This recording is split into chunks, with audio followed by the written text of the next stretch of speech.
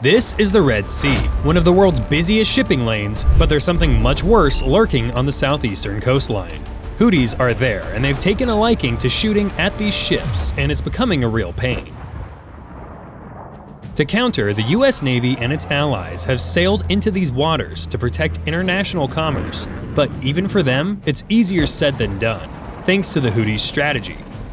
The Houthis have Iran's backing, which means they have access to a lot of drones, and not just for surveillance. There's the cruder Kasef-1 and the more advanced Samad-type drones, which can hit targets 932 miles away. Because the Houthis control the entirety of western Yemen, they can use these drones to hit targets deep in the Red Sea, where $1 trillion worth of trade goes through annually. Alright, so there's the problem. What's the solution? Just shooting these drones down often isn't the answer. They move fast and are hard to target with normal kinetic methods, and using guided missiles to shoot them down comes with all sorts of drawbacks you'll see shortly. Thankfully, you can stop drones in the air without ever touching them. Just cut out their signals and they'll go down. Jammers are good for that.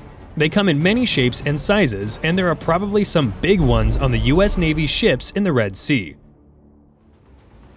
Here's an example.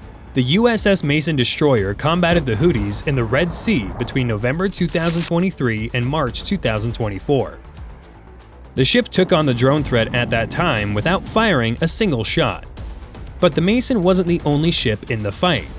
One of the more serious incidents in the Red Sea happened on February 19, 2024, when sailors on the USS Gravely successfully destroyed multiple Houthi drones. The missions in late 2023 and early 2024 were a pilot program of sorts.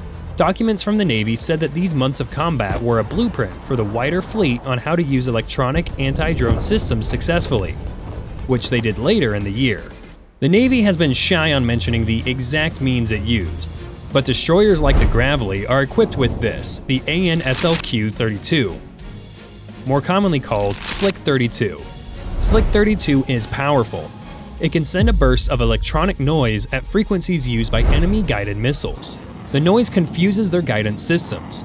The non-kinetic pilot program was so successful that sailors on the Mason and Gravely were both given combat-related commendations for their actions. But there's another way to attack the Houthi drones, one that can prevent them from getting anywhere near a ship.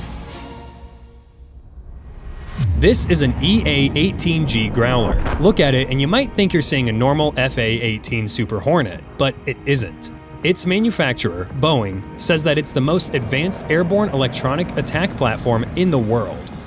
This aircraft is dedicated to electronic warfare. It jams enemy signals while trying to protect those of friendlies, and it's been put to use against Houthi drones in the Red Sea.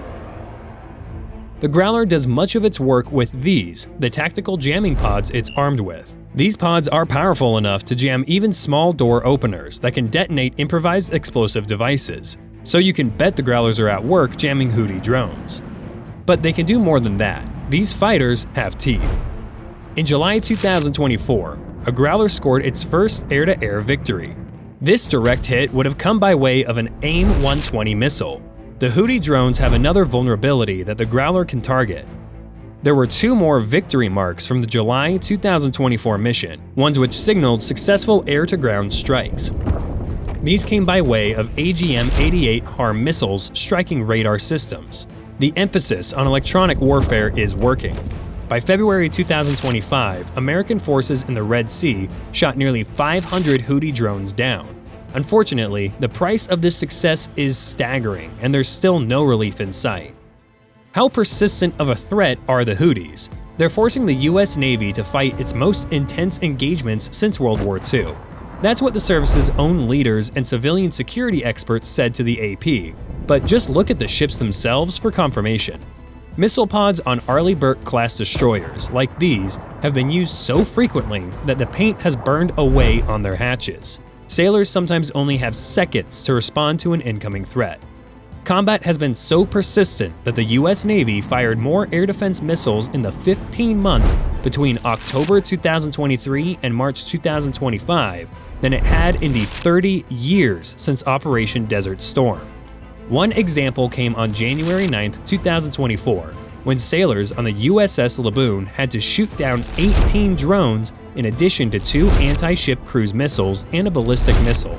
And the Houthis have far more than 3 of those to go around. They possess a broad arsenal of missiles to choose from by January 2024. For example, the Yemeni army stockpiled a lot of these, the A1 Mandab-1 and the Rubez cruise missiles. Many have now fallen into Houthi hands. They have ranges of 24.8 and 49.7 miles respectively.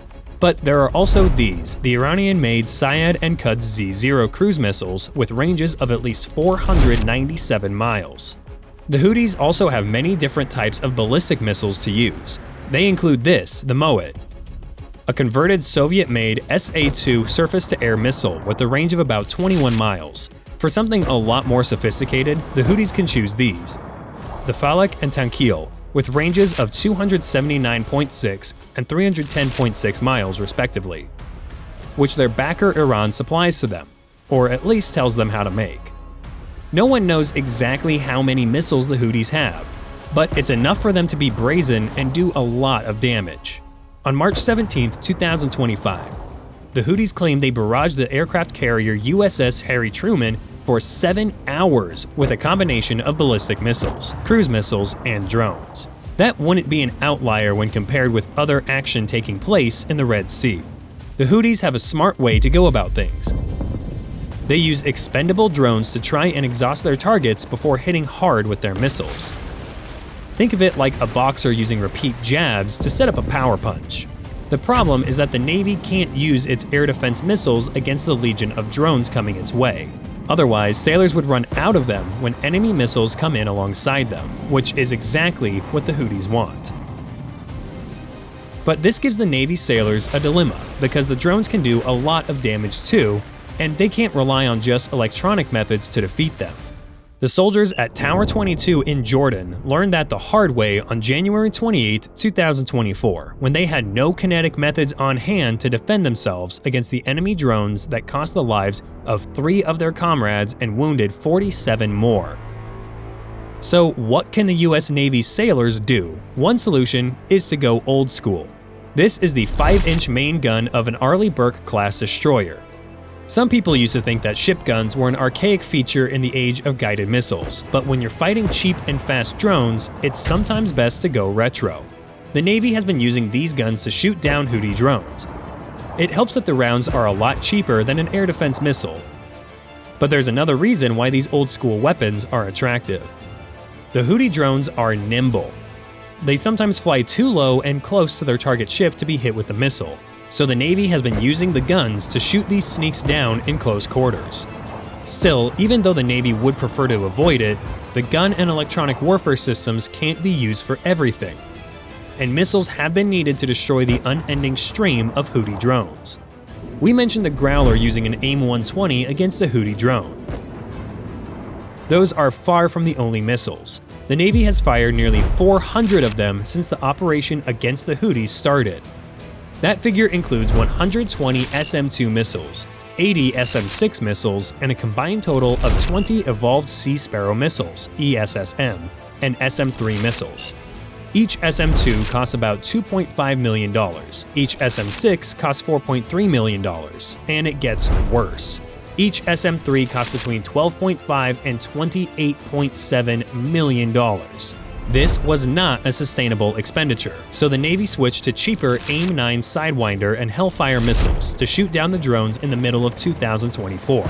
But each Hellfire still costs about $150,000, and each Sidewinder costs about $500,000. It's better, but not a true solution to the problem. Is there any way for the Navy to have a reliable kinetic component to shoot down the legion of Houthi drones without breaking the bank? You're looking at a bird's eye view of Silicon Valley. This is the hub of the US technology industry, and the Department of Defense wants to be a part of it. That's why it founded the Defense Innovation Unit there in 2015. In June 2024, the DIU sent out an urgent plea. It was seeking the private sector's help to develop a kinetic defeat solution for medium-sized drones which weigh about 330 pounds. It wanted a working prototype in 12 months, one which would minimize the cost per defeat of an enemy unit. DIU clarified that it is not seeking a laser solution for the problem right now. Ultimately, the goal is to create an effective and cheap multi-layered defense system for the US Navy's ships. If the jammers fail against the drones, there would be a much cheaper kinetic technology readily available than using missiles that cost between 6 and 8 figures. The US Navy's efforts have been a part of Operation Prosperity Guardian, launched in December 2023, to protect commercial shipping from these modern-day pirates. But the effort has had its critics, who claim it hasn't done enough to deter the Houthis from their actions. With a more cost-effective defense against the numberless Houthi drones in place, the US Navy and its allies might be able to have more success. But do you think the DIU will get an effective kinetic defense by June of this year as it intends? Bye for now.